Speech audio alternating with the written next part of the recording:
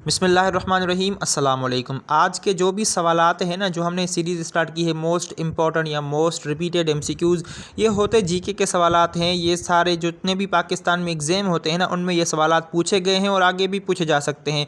तो आप अगर कांस्टेबल की तैयारी कर रहे हैं, एएसआई की तैयारी कर रहे हैं, या ट्रेंड ग्रेजुएट टीचर की तैयारी कर रहे हैं, सिंधी की तैयारी कर रहे हैं, असिस्टेंट की तैयारी कर रहे हैं, पाकिस्तान में जितने भी एग्ज़ाम्स होते हैं, जितने भी मतलब सारे जितने भी, चाहे वो सिंध, पंजाब, खैबर पख्तूनख्वा, बलूचिस्तान, आज़ाद कश्मीर या फ़ाटा में जितने भी एग्ज़ाम होते हैं ना पाकिस्तान में, उन सब में ये सवालात पूछे जा सकते हैं। तो चलिए आज की वीडियो को स्टार्ट करते हैं।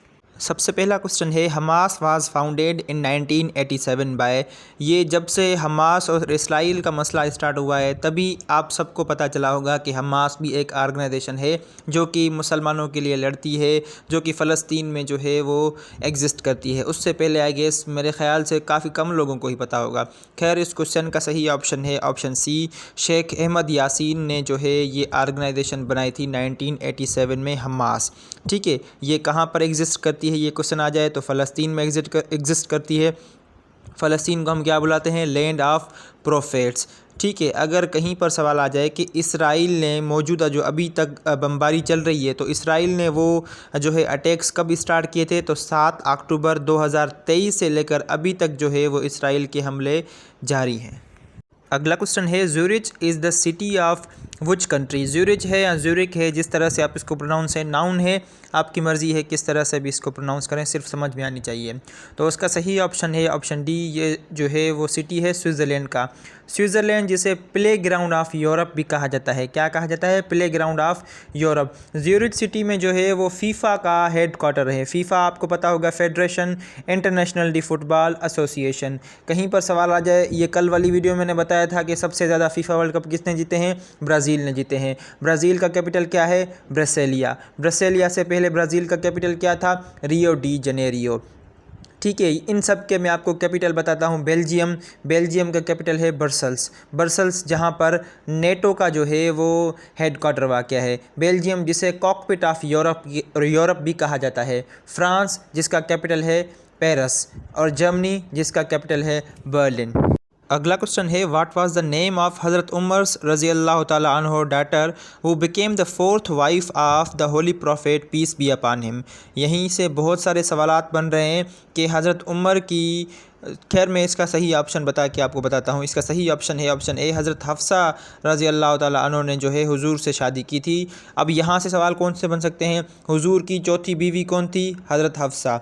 ठीक है, हुजूर की जो चौथी बीवी थी वो किसकी बेटी थी? हज़रत उमर बिन खिताब की बेटी थी। अब यहाँ पर घुमा फिरा कर सवाल दे सकते हैं कि हज़रत उमर की कौन सी बेटी ने हुजूर दो आलम से जो है वो निकाह किया था? तो हज़रत हफ्सा ने जो है वो किया था, जब उनका हस्बैंड जो है, पहला हस्बैंड उनका इंतकाल हो गया था, उसके बाद वो हुजूर से जो है उन्होंने निकाह किया था। अगला क्वेश्चन है, Gadani beach is famous for. Gadani beach जो है वो किस वजह से मशहूर है? तो उसका सही ऑप्शन है ऑप्शन बी, शिप ब्रेकिंग की वजह से ये मशहूर है। गडानी बनिस्बत कराची की जो बीचेज़ हैं उसके लिहाज से गडानी बीच कुछ हद तक जो है वो साफ़ है। मैं एक दो मरतबा गया हूँ, आपको भी जाना चाहिए। हब चौकी आपने सुना होगा, हब, उससे आप थोड़ा आगे जाएंगे तो वहाँ पर ये आपको मिलेगी बीच गडानी। अगला क्वेश्चन है, बम्भोर इज़ लोकेटेड इन। जब छोटे होते थे तो मुझे भी यही लगता था कि बम्भोर जो है वो बलूचिस्तान में पाया जाता है, लेकिन ये सिटी है सिंध की। तो इसका सही ऑप्शन है ऑप्शन ए, सिंध। आपने गाना भी सुना होगा कि रही वंज रात बम्भोर में।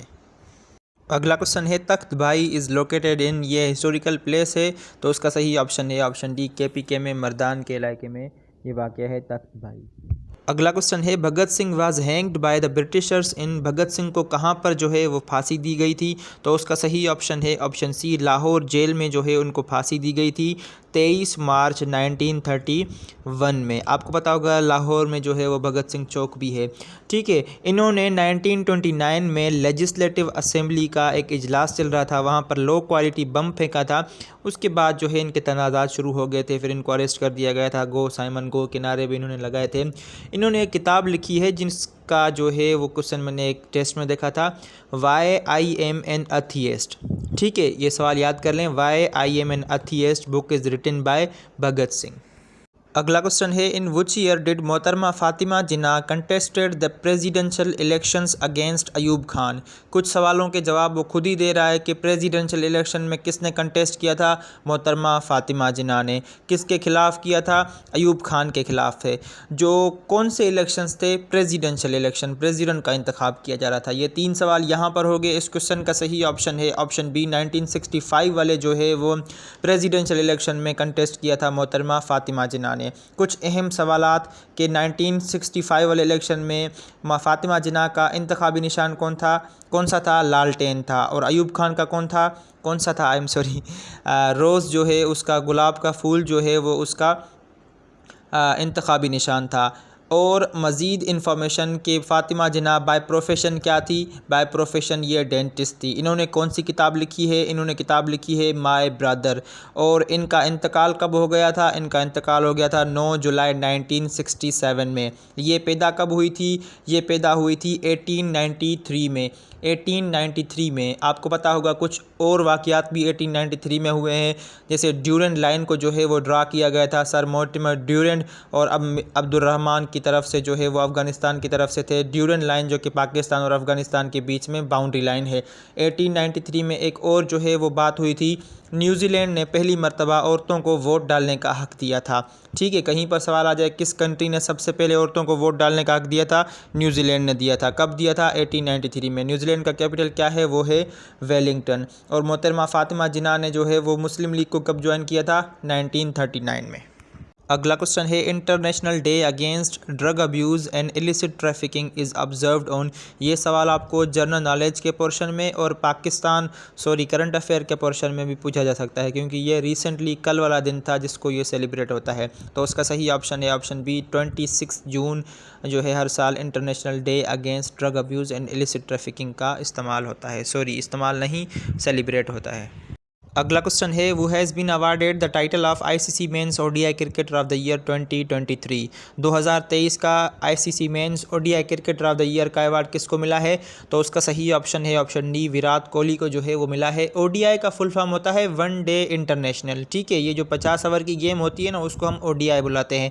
तो विराट कोहली को 2023 में क्रिकेटर ऑफ द ईयर का अवार्ड मिला है। और 2021 और 22 में जो है वो बाबर आजम को मिला था ये award, ICC men's ODI cricketer of the year. और 2019 में रोहित शर्मा को मिला था, जो कि अभी इंडियन टीम के कैप्टन है।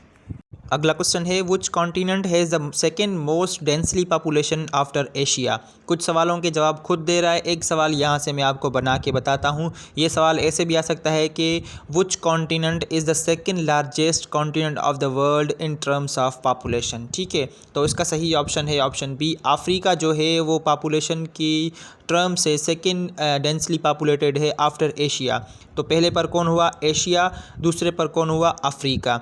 ठीक है, अब मैं आपको एक लिस्ट बताता हूँ जो कि अमूमन जो हाईएस्ट एग्ज़ाम होते हैं ना, जैसे बीपीएस 16, 17, वहाँ पर ये लिस्ट भी पूछी जाती है कि वो is the second largest continent by population. तो लिस्ट बता रहा हूँ, याद कर लें। पहले नंबर पर पॉपुलेशन पर एशिया है, दूसरे नंबर पर अफ्रीका है, तीसरे नंबर पर यूरोप है, चौथे नंबर पर नॉर्थ अमेरिका है, पाँचवें नंबर पर साउथ अमेरिका है, छठवें नंबर पर ओशियाना है और सातवें नंबर पर एंटार्कटिका है।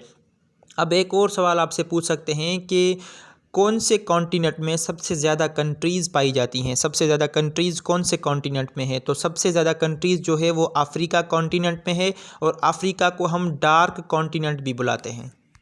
ठीक है, तो ये थी आज की वीडियो। उम्मीद करता हूँ ये वीडियो आपको पसंद भी आएगी और आपको काम भी आएगी। ये सारे जनरल नॉलेज के सवालात हैं। ये सवाल अक्सर जो जितने भी पाकिस्तान में एग्ज़ाम होते हैं ना उनमें पूछे गए हैं, तो वहाँ से मैंने क्वेश्चन उठाकर आपको बताएं, क्योंकि अमूमन जो है सवाल रिपीट हो रहे होते हैं। तो अगर वीडियो आपको पसंद आई हो तो वीडियो को लाइक कर दें, चैनल को सब्सक्राइब कर दें। मिलते हैं अगली वीडियो में, तब तक के लिए अपना बहुत सारा ख्याल रखिए, मुझे दुआ में याद रखिए। अल्लाह हाफिज़।